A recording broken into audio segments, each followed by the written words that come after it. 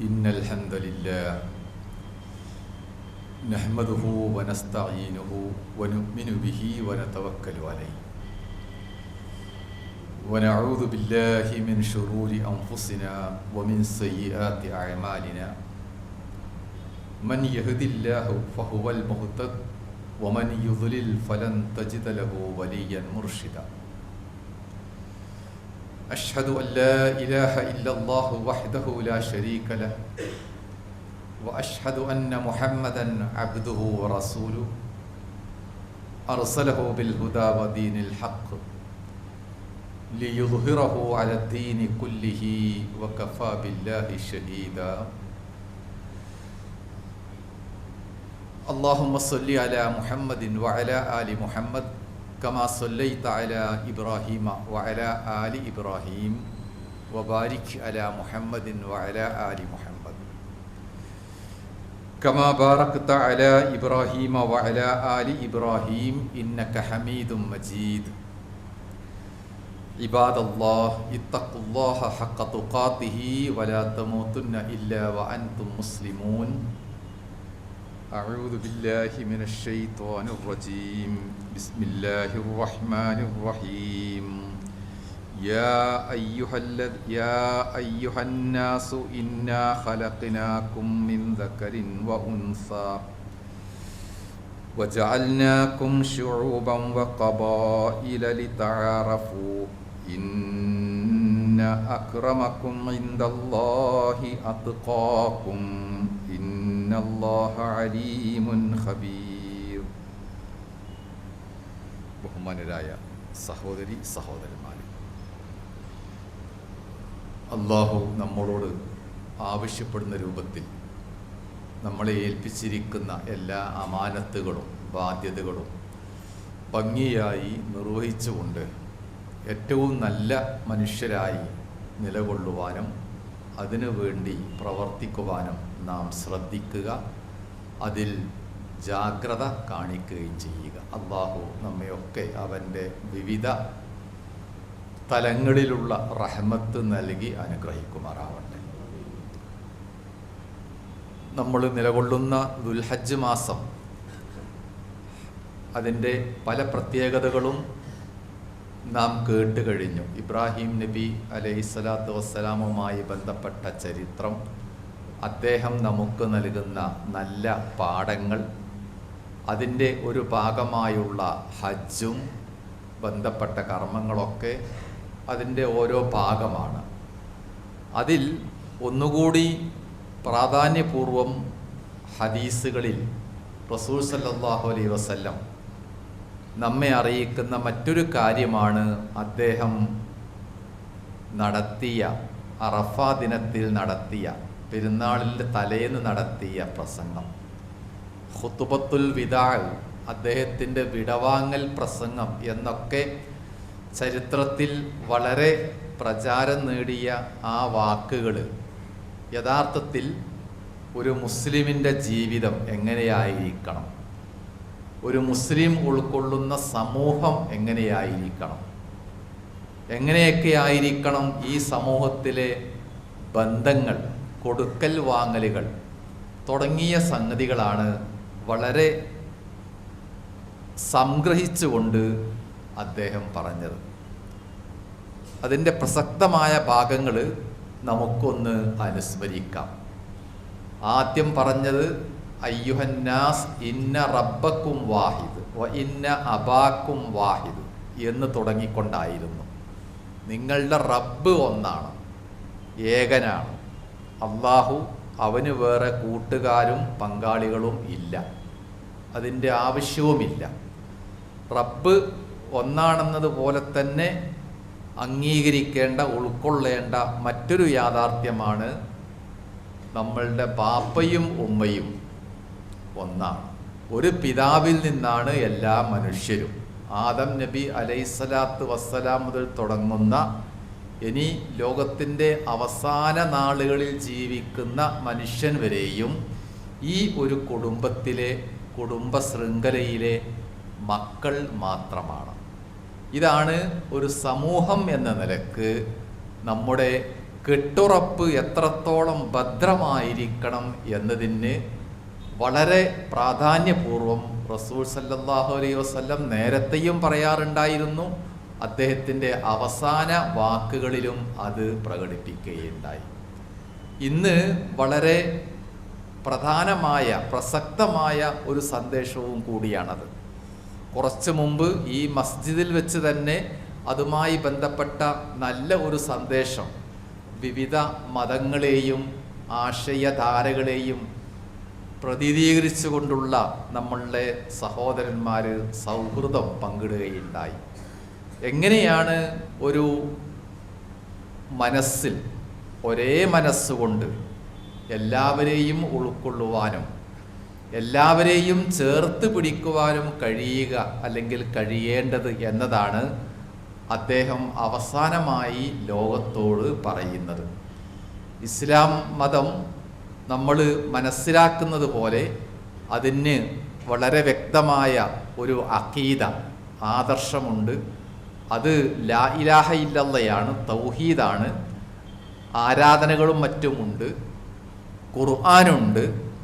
മറ്റു ഖുർആനിന് വിരുദ്ധമായ ഇസ്ലാമിന് വിരുദ്ധമായ എല്ലാ ആളുകളെയും മതം വിമർശിക്കുന്നുമുണ്ട്. അങ്ങനെയൊക്കെയാണെങ്കിലും മനുഷ്യൻ എന്ന നിലക്കുള്ള ഒരു കാഴ്ചപ്പാടാണ് ഏതൊരു സമൂഹത്തിൻ്റെയും അടിസ്ഥാനം എന്നാണ് നബി സല്ലല്ലാഹു അലൈഹി വസല്ലം പറയുന്നത്. അതിന് വേണ്ടത് എല്ലാ ആളുകളും ഒരുപോലെയാവും എന്ന് നമ്മൾ നിർബന്ധം പിടിക്കുവാനോ വാശി പിടിക്കുവാനോ പാടില്ല. അങ്ങനെ ഒരു തീരുമാനം അള്ളാഹുവും കൈകൊണ്ടിട്ടില്ല. ഓരോ ഷാ അല്ലാഹു ലജഅലന്നാസ ഉമ്മത്തൻ വാഹിദ എന്ന് ഖുർആൻ പറയുന്നുണ്ട്. അള്ളാഹുവിൻ്റെ നിശ്ചയം അങ്ങനെയായിരുന്നുവെങ്കിൽ ഒരേ സ്വഭാവമുള്ള ഏക മുഖമുള്ള മനുഷ്യരെയാകുമായിരുന്നു ഭൂമിയിലുണ്ടായിരുന്നത്. അങ്ങനെയൊന്നും ഉണ്ടാവില്ല. എല്ലാവരും വ്യത്യസ്തരാണ്. ഈ ഇരിക്കുന്ന നമ്മളൊക്കെ വ്യത്യസ്തരാണ്.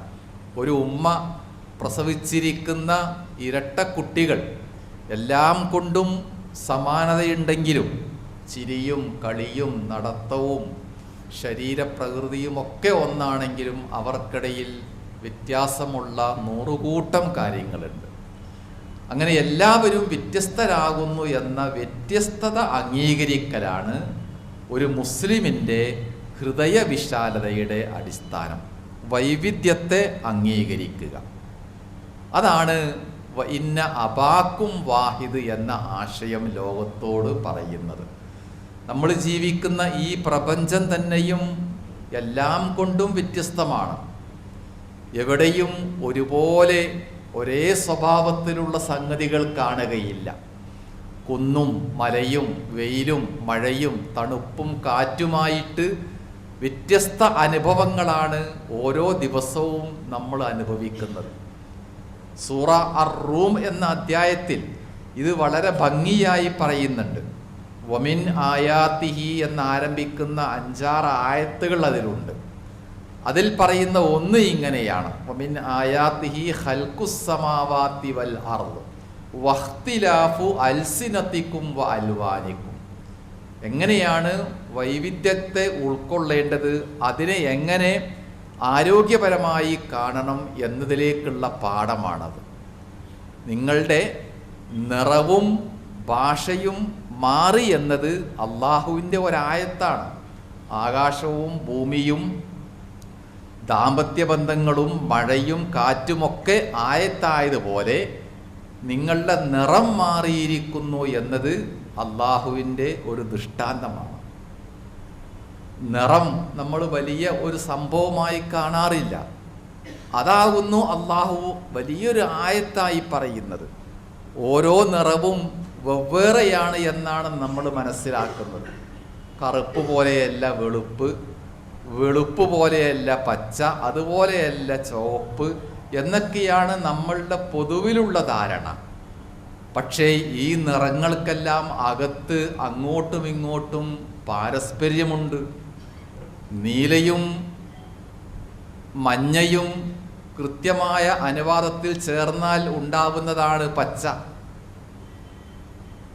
അതുപോലെ പച്ചയും ചുവപ്പും കൃത്യമായ അനുപാതത്തിൽ ചേർന്നാൽ മഞ്ഞ നിറം വീണ്ടും ജനിക്കും. അപ്പോൾ ഒരു നിറവും സ്വതന്ത്രമല്ല. കുറച്ച് അങ്ങോട്ടോ ഇങ്ങോട്ടോ മാറിയാൽ മറ്റൊരു ഉൽപ്പന്നം, മറ്റൊരു നിറം ഉണ്ടാവുകയാണ്. ഈ രൂപത്തിൽ തന്നെയാണ് മനുഷ്യൻ്റെയും അവസ്ഥ. ഒരു നിറത്തിന് കൂടുതൽ ശക്തി പകരുന്നത് മറ്റൊരു നിറമായിരിക്കും, അതേ നിറമായിരിക്കുകയില്ല. നമ്മൾ വെള്ള വസ്ത്രങ്ങൾ അലക്കി ഒന്നുകൂടി വെണ്മയും പ്രകാശവും കിട്ടാൻ എന്താ ചെയ്യുക? വെള്ള നിറമുള്ള പെയിൻറ്റോ ലായനിയോ മുക്കുകയില്ല, പിന്നെയോ നീലമാണ് മുക്കുക. വെള്ളക്ക് കൂടുതൽ തിളക്കം കൊടുക്കുന്നത് നീലയോ വയലറ്റോ ഒക്കെ ആയിരിക്കും. അത് നമ്മളുടെ അനുഭവമാണ്. അങ്ങനെ തന്നെയാണ് ഒരു സമൂഹത്തിലുള്ള, ഒരു രാജ്യത്തുള്ള വിവിധ സ്വഭാവത്തിലുള്ള മനുഷ്യർ. എന്നാൽ എങ്ങനെയാണ് ഈ വൈവിധ്യത്തെ ഉൾക്കൊള്ളേണ്ടത്, അതിന് എത്രത്തോളം മനസ്സ് വിശാലമാവണം എന്നാണ് ഖുർആൻ അറിയിക്കുന്നത്. യാ അയ്യുഹന്നാസ് ഇന്നാ ഖലഖ്നാകും മിൻ ദക്കരിൻ വ ഉൻസ. നമ്മൾ പറഞ്ഞ പോലെ ഒരു ബാപ്പയുടെയും ഉമ്മയുടെയും മക്കളായിട്ടാണ് പടച്ചവൻ സൃഷ്ടിച്ചിരിക്കുന്നത്. വിവിധ ഗോത്രങ്ങളും വിഭാഗങ്ങളും ജാതിയും ഉപജാതിയുമായത് നിങ്ങൾ പരസ്പരം മനസ്സിലാക്കാൻ വേണ്ടിയാണ്. ലി തആറഫു, തആറുഫ് ആണ് പ്രധാനം. പരസ്പരം മനസ്സിലാക്കുക, പരസ്പരം ഉൾക്കൊള്ളുക. എന്നെപ്പോലെയല്ല അയാൾ എന്ന് വന്നാൽ അയാളെ പൂർണ്ണമായും വെടിയേണ്ടതില്ല, ശകാരിക്കേണ്ടതില്ല, വെറുക്കേണ്ടതില്ല. ഞാനും അയാളും തമ്മിൽ യോജിക്കുന്ന ഒരുപാട് പോയിന്റുകൾ ഉണ്ടാകും. അവിടെയാണ് പരസ്പരം തആറുഫിൻ്റെ, മനസ്സിലാക്കുക, ഉൾക്കൊള്ളുക എന്ന ഒരു തലം ഖുർആൻ ജനിപ്പിക്കുന്നത്. അപ്പോൾ വലിയ വൈവിധ്യമുണ്ടെങ്കിലും വൈവിധ്യങ്ങളും വ്യത്യാസങ്ങളും ചേർത്ത് വെക്കുമ്പോൾ പുതിയ ഒരു ഉൽപ്പന്നം ഉണ്ടാവുന്നു. ഏതുപോലെ ചുവപ്പും പച്ചയും ചേർത്ത് വച്ചാൽ ഒരു പുതിയ നിറം മഞ്ഞ ഉണ്ടാവുന്നത് പോലെ. അങ്ങനെ ചിന്തിക്കുകയാണെങ്കിൽ എല്ലാവരെയും എല്ലാവർക്കും ഉൾക്കൊള്ളാൻ പറ്റും എന്നാണ് നബി പറയുന്നത്. അവിടെയാണ് ഖുർആൻ പറയുന്ന മനസ്സിൻ്റെ വിശാലത ഒരു വിഷയമായി തീരുന്നത്. ഇൻഷിറാഹുൻ നഫ്സ്, ഖുർആനിൽ തന്നെ ആ അധ്യായമുണ്ട്. അലം നഷ്റഹ് ലക സദ്റക്, മനസ്സ് ഇടുങ്ങിപ്പോവാതെ വിശാലമാവുക. എത്രത്തോളം വിശാലമാവണം? അതിന് പരിധിയില്ല. ഈ പ്രപഞ്ചത്തോളം പരന്നു കിടക്കാൻ നമ്മുടെ മനസ്സിന് സാധിക്കുമെങ്കിൽ ഒരു പ്രശ്നവും ഉണ്ടാവുകയില്ല. ഒരു സ്ട്രെസ്, ടെൻഷൻ, പിരിമുറുക്കം ഒന്നും ഉണ്ടാവുകയില്ല മനസ്സ് വിശാലമാണെങ്കിൽ. ചരിത്രത്തിലേക്ക് ഒന്ന് അല്പം പോവാം. മൂസാ നബി അലൈഹിസ്സലാത്തു വസ്സലാം അദ്ദേഹത്തെ പറഞ്ഞയച്ചത് നമ്മൾ അറിയുന്നത് പോലെ ഫിർഔന്റെ അടുക്കലേക്കായിരുന്നു. ഫിർഔനെ പറ്റി ഒരുപാട് അയോഗ്യതകൾ അള്ളാഹു കേൾപ്പിച്ചു. ഇന്നഹു തഗ, അവൻ ധിക്കാരിയാണ്, പാറ പോലെയുള്ള മനസ്സാണ്, ഞാനാണ് പടച്ചവൻ എന്ന് പറയുന്ന അഹങ്കാരിയാണ് എന്നൊക്കെ മൂസാ നബിക്ക് അള്ളാഹു അറിയിപ്പ് കൊടുത്തു. എന്നിട്ട് അങ്ങോട്ട് പോകാൻ പറഞ്ഞത്. അപ്പോൾ സ്വാഭാവികമായും മൂസാ നബി എന്തായിരുന്നു അള്ളാഹുവിനോട് ചോദിക്കേണ്ടിയിരുന്നത്? എന്നാൽ പിന്നെ പടച്ചവനെ, നീ അവൻ്റെ മനസ്സൊന്ന് പാകപ്പെടുത്തണം, അത്രയും ധിക്കാരിയോട് സംസാരിക്കാൻ എനിക്ക് സാധിക്കുകയില്ല എന്നല്ലേ പറയേണ്ടത്. പക്ഷേ മൂസാ നബി തിരിച്ചാണ് പറഞ്ഞത്. അദ്ദേഹം പറഞ്ഞു, കാല റബ്ബി ഇഷ്റഹ് ലി സദ്രി, പടച്ചവനെ നീ പറഞ്ഞ എല്ലാ കാര്യങ്ങളും ഞാൻ പരിഹരിക്കാം, ഇത്രമാത്രം നീ ചെയ്താൽ മതി, എൻ്റെ മനസ്സൊന്ന് വിശാലമാക്കണം. പാറ പോലെയുള്ള അഹങ്കാരിയായ ധിക്കാരിയായ ഫിർഔനെയും ഉൾക്കൊള്ളാൻ എൻ്റെ മനസ്സൊന്ന് വിശാലമാക്കിയാൽ മതി. നോക്കൂ നിങ്ങൾ, മൂസാ നബി എങ്ങനെയാണ് ആ പ്രതിസന്ധിയെ നേരിട്ടത്? ഫിർഔനെ നന്നാക്കണം എന്ന് പറയുന്നതിനേക്കാളേറെ ഫിർഔൻ്റെ അടുത്തേക്ക് പോകുന്ന എന്നെ നീ നന്നാക്കണം എന്നാണ് പറയുന്നത്. ഇത് വലിയ ഒരു പാഠമാണ്. നാം പറഞ്ഞ പോലെ നമ്മളെപ്പോലെ ലോകത്തുള്ള എല്ലാവരും ആവുകയില്ല, നമ്മുടെ മക്കൾ പോലും അതുപോലെ ആവുകയില്ല. എങ്കിൽ പിന്നെ ഏറ്റവും എളുപ്പവും പ്രായോഗികവും എന്താണ്? എല്ലാവരെയും ഉൾക്കൊള്ളാൻ പാകത്തിൽ നമ്മളങ്ങ് മാറുക. അതിന് പ്രയാസമില്ല, നമ്മൾ മനസ്സുകൊണ്ട് വിചാരിച്ചാൽ മതി. ആ ഒരു മനസ്സിനെ ഉണ്ടാക്കിയെടുക്കൽ കൂടിയാണ് റസൂൽ സല്ലല്ലാഹു അലൈഹി വസല്ലം ഈ പറഞ്ഞ കാര്യത്തിലൂടെ ചെയ്തിരിക്കുന്നത്. രണ്ടാമതൊരു ഉപദേശം അദ്ദേഹം കൊടുക്കുന്നത് മനുഷ്യൻ വഴി തെറ്റാനുള്ള സന്ദർഭങ്ങളെ എടുത്തു പറഞ്ഞുകൊണ്ടായിരുന്നു.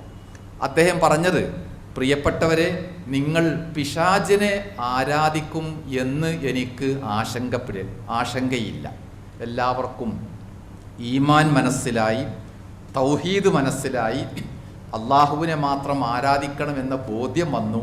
ഇനി ആരും പിശാചിനെ ആരാധിക്കും എന്ന് ഞാൻ ചിന്തിക്കുന്നില്ല. പക്ഷേ എൻ്റെ ആശങ്ക അതല്ല.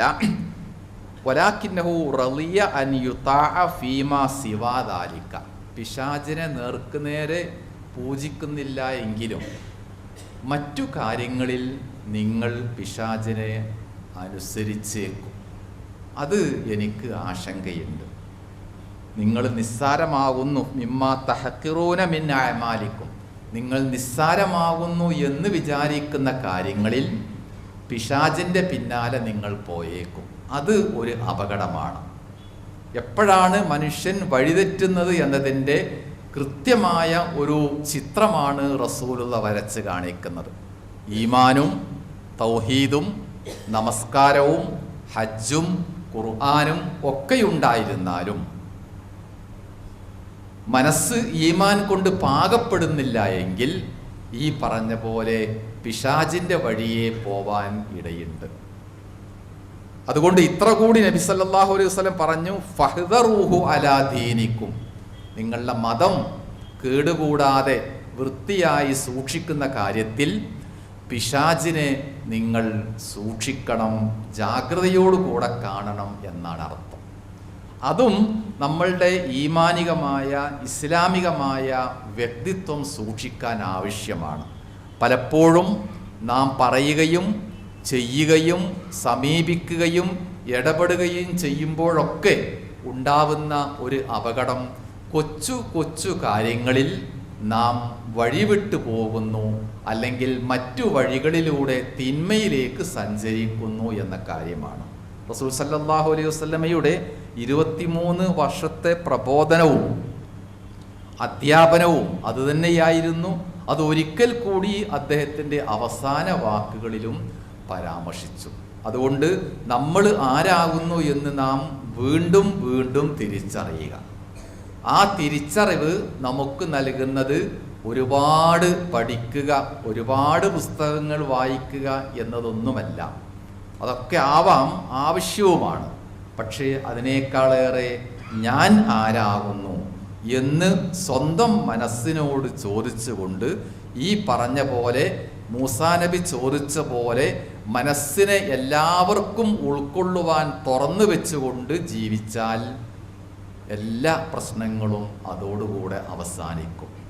നല്ല തിളക്കമുള്ള ഈമാനും തിളക്കമുള്ള ഭക്തിയും കൂടുതൽ ശക്തിയുള്ള ആത്മാർത്ഥതയുമൊക്കെ നമുക്ക് പുതിയ പുതിയ ഊർജം നൽകുകയും ചെയ്യും. അത്തരത്തിലുള്ള ഒരു സന്ദേശമാണ് റസൂൽ സല്ലല്ലാഹു അലൈഹി വസല്ലം ഈ പ്രസംഗത്തിലൂടെ നമ്മെ അല്ലെങ്കിൽ ലോകത്തെ ആകെ കേൾപ്പിക്കുന്നത്. അത് നമ്മൾ സ്വീകരിക്കുക, സൂക്ഷിക്കുക, വീണ്ടും വീണ്ടും ഓർത്തെടുക്കുക.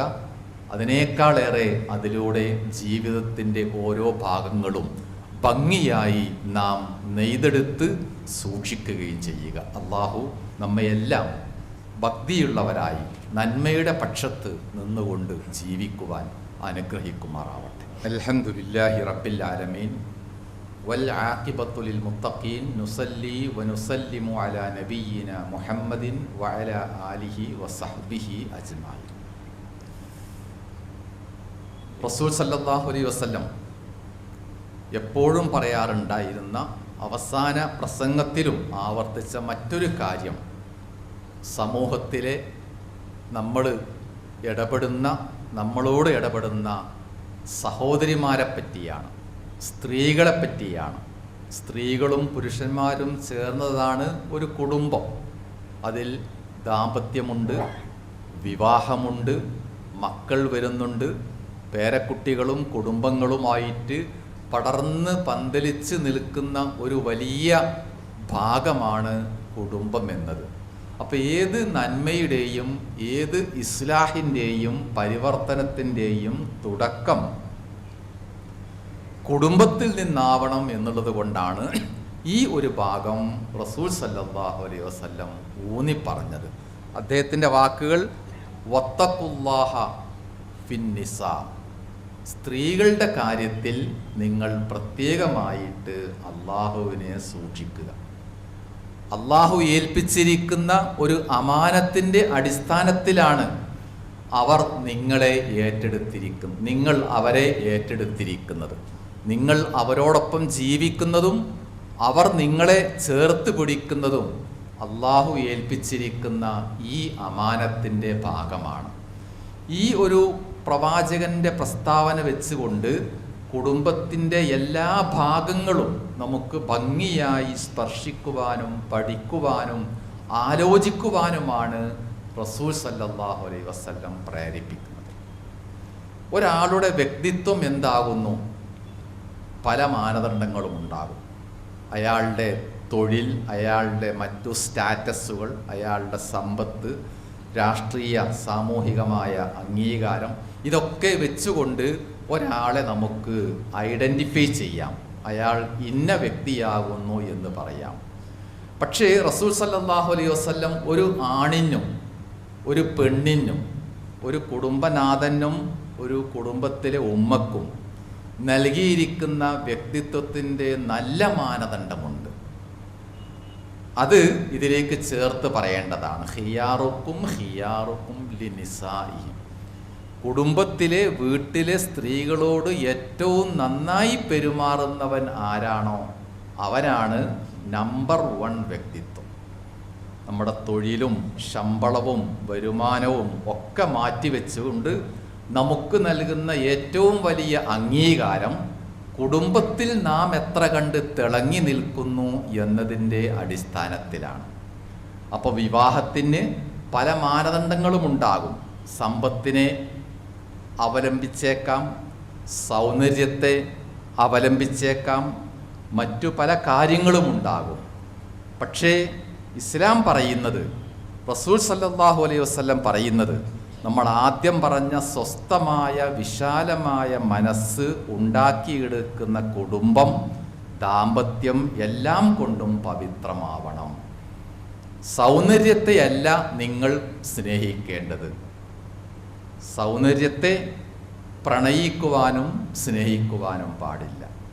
മറിച്ച് നിങ്ങളുടെ ജീവിതം സുന്ദരമാക്കുന്ന ഒരാളുണ്ട്, അയാളെയാണ് അല്ലെങ്കിൽ അവളെയായിരിക്കണം നിങ്ങൾ സ്നേഹിക്കേണ്ടത് എന്നതാണ് നല്ല കുടുംബത്തിൻ്റെ, നല്ല ദാമ്പത്യത്തിൻ്റെ ഏറ്റവും നല്ല അവലംബമായിട്ട്, മാനദണ്ഡമായിട്ട് റസൂൽ സല്ലല്ലാഹു അലൈഹി വസല്ലം അറിയിക്കുന്നത്.